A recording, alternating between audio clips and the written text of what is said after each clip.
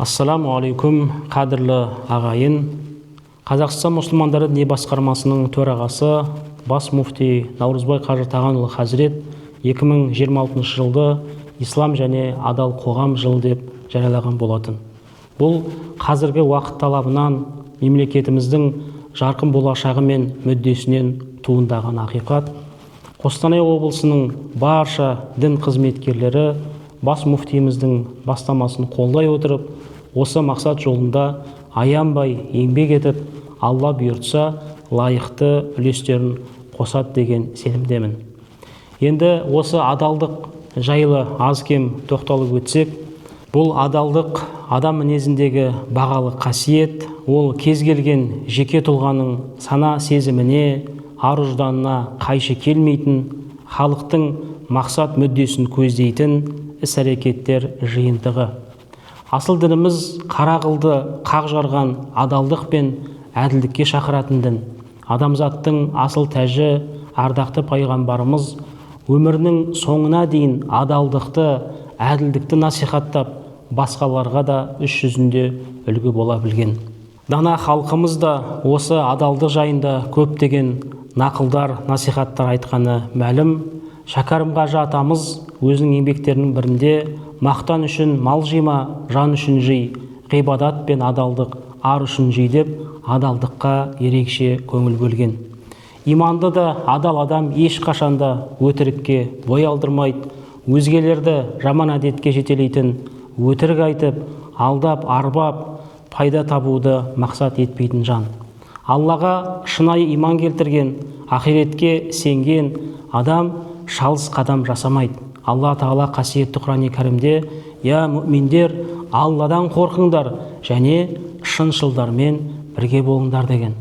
Ар мен ақиқатты насихаттау жолында адалдық сертінен айнымау, туралықтан таймау нағыз шыншылдың белгісі. Адал қоғам әрбір мүшесі шыншыл болған, әділ болған, сенімді адамдардан құралған қоғам. Мұндай қоғамда алдау және әділетсіздік деген болмайды. Адалдық тек қана жеке адамның қасиеті емес, бүкіл қоғамның гүлденуіне септігін тигізетін мінез. Егер әр адам өз ісінде адал болса, қоғамда сенім, татулық пен бейбітшілік арта береді. Дана халқымыз өз ұрпағына ісінде адал болуды, біреудің ала жібін аттамауды әрдайым насихат етіп келген.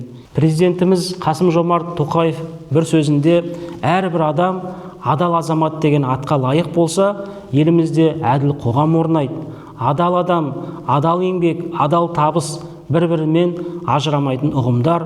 Осы үш тағанды озық әрі табыс телге айналудың басты кілті деуге болады дегені барша қауымның жадында болар. Адал қоғамның пайдасы, бұл адал қоғам тек әділдік пен сенімнің орны ғана емес, сонымен қатар қоғам мүшелерінің рухани дамуына да әсер етеді. Мұндай ортада адамдар өздерін қауіпсіз сезінеді, бір-біріне сенім артады, бірге дамуға ұмтылады.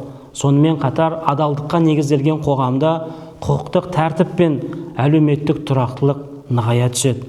Қадірлі ағайын, қымбатты бауырлар, әрқайсымыз өз саламызда қоғамның гүлденіп дамуына қомақты үлес қоса білейік.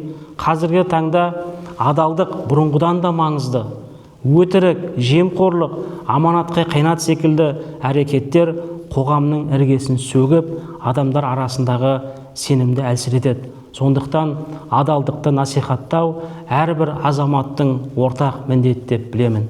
Адалдық бұл тек қана діни талап емес, ұлттық құндылық, адамгершілік өлшемі. Адал адам арлы адам, ал арлы қоғам кемел келешектің кепілі. Алла Тағала баршамызды адалдықты өмірлік ұстаным еткен, елге пайдасы тиген ізгі жандардан болуын нәсіп етсін. Барша қостанайлық әріптестерім бұл асқаралы мақсат жолында қажыр қайраттарын аямай жұмсай беретіндігіне кәміл сенемін. Алла Тағала елімізге амандық, жұртымызға тыныштық бергей.